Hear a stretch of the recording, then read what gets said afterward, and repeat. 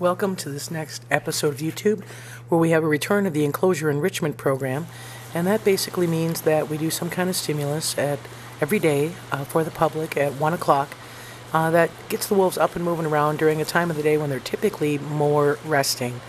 And this is actually not part of the enrichment. This is some work that was done prior to the enrichment. We weed-eated the front of the exhibit for the purpose of controlling some of the bug population. The shorter the grass, the less insects that we have, and fresh cut grass is a very strong stimulus to the wolves, and they will scent roll in it, and we actually see Denali marking it, and Aiden will also mark it as well, so that any kind of different smell is a stimulus. So for the enclosure enrichment, we may put meat along the front of the exhibit. We may do beaver popsicles, which are frozen beaver tails, in the pond. We may do something like that, but it's all done kind of in front of the windows to give the public a better opportunity to see the wolves, as I said, during a down period. And so it's something that the wolves look forward to, and we'll see them get pretty excited about it. And when they find something, obviously they get a treat, so it's a positive reward for them to be active during this program, and it's working out fairly well. And so, as we said, what we may do is meat or beaver tails in the pond, something that gets them stimulated to go into the water. Especially, works out very nicely when it's a really warm day. Getting them up, obviously we want to get them in the water, and the public has this view right against the windows. The auditorium windows do face the wolf enclosure, so they'll get to see the wolves up and close. We try to put some stimulus in the rocks in the front so they get right up to the windows, but you can see the wolves don't really even pay attention to the group that's at the window. They'll be more focused on searching and trying to find some things. So we might hide them in stumps or might hide them under logs.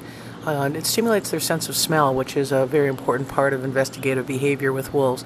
So they'll continue to search and try to pick up a scent. The vegetation has really grown very well in this enclosure, almost to the point where it's hard to see the wolves when they're in the front being active. But we will, like I said, weed eat towards the front just for bug control, but otherwise we leave the vegetation fairly intact. And here you see Denali has found a beaver popsicle, and he's chewing on that. And the ice cubes obviously help cool him down during a warm summer day. So that works out pretty well. And a little closer view of the beaver popsicle. Basically, it's a ice cube where a beaver tail has been frozen into it. Beaver tails are mostly fat, so they're very a good stimulus for the wolves. They do like to eat them. We don't give them very much. Actually, the stimulus that we do, we try not to repeat more than once or twice a week, so that it's, first of all, not becoming conditioned to ignore it, but also we want to manage the amount of beaver tail fat that they get. They do get beaver during the week as a feeding, or every other week, and then want to probably keep those beaver tails to at least once a week because of the high fat content. But you can see the shedding has continued. We're brushing. They're starting to get very thin, not from the standpoint of nutritional, but from the standpoint of losing all of that winter coat that makes them appear much larger than they really are. So we continue to brush them, and here's Aiden just coming out of the pond. You can see the lower part of his body is wet, cooling off. And as we said, the large crowds that can observe this and enjoy it. In Grizzer's enclosure, we've got a new stimulus that we're not really sure about, a new behavior. Grizzer's decided to defecate on top of the stumps, and so it makes for wolf care job easier when we do scat collection. Again, we don't really know what motivates wolves to do some things sometimes, but that's something new that he started. And we do know that in this enclosure, he does howl, so I'll let you listen to that.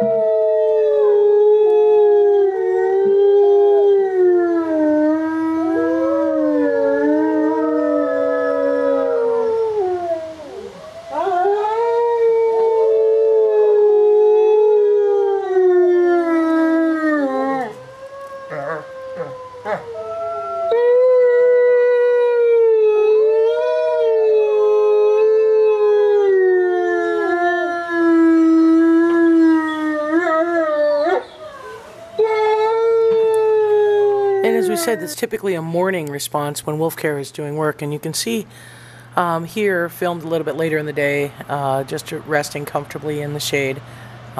Most of his time is probably spent up and stimulating with the wolf care staff, and then later in the day, finds a nice cool place to be able to rest.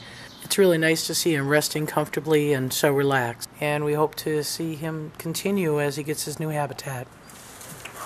In retirement, we did wash their pond, even though they don't care that it's got a little algae control. We do. So what we do is we just drain it and spray it down and refill it. So this is where we're just getting ready to drain the pond. As soon as we start working around the pond, it obviously stimulates them, and they go in and swim, and they do drink out of it. But that's one of our concerns, is that even though, as I said, they'll drink out of an algae-filled pond, it's probably not in their best interest. So we'll get that cleaned out and get it scrubbed and replace that water. It takes about an hour to drain out their pond and get it filled back up again. So it gives us a lot of time for the wolf care staff to be in there and kind of monitoring what's going on. Malik's just finished eating here. There was about 6 pounds of bone dust that he fed. And what you're seeing is a face wipe. That's just a real common behavior, wipe off any debris that's on his face. If you get a little close look at Malik here, you'll notice that hair patch is growing hair back on the top of his head. Since it's likely to be coming and going like that, we're probably thinking more stress related, and so we are going to hopefully see a little bit of improvement as Grizzer moves into his new habitat and avoids being directly right across all the time from Malik, and that may be what's causing it. Other than that, they're later to shed, and they're just starting to show some of that undercoat coming out.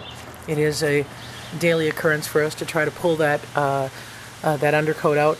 They are not as likely to take to a brush as the rest of the pack, so we do a lot of hand work with them and not so much brush work. Although Shadow's pretty good about getting brushed, Malik's just a little bit anxious about it, so we don't want to push him to a stress level that he already is probably showing. So the contractors have been working and have finished up the main part of Grizzer's new habitat. Actually, the retired wolves did extremely well. They were watchful and very mindful of activity, but they did not show a lot of anxiety. Malik had a little bit of pacing work, but once the people were back away from his gate, he seemed to settle down pretty well. This howling clip here is just a short response from Shadow and Malik, was directed towards the contractors, and you can hear some noise in the background, but other than that, things, again, that work is done, so we should have eliminate that kind of anxiety issue for Malik.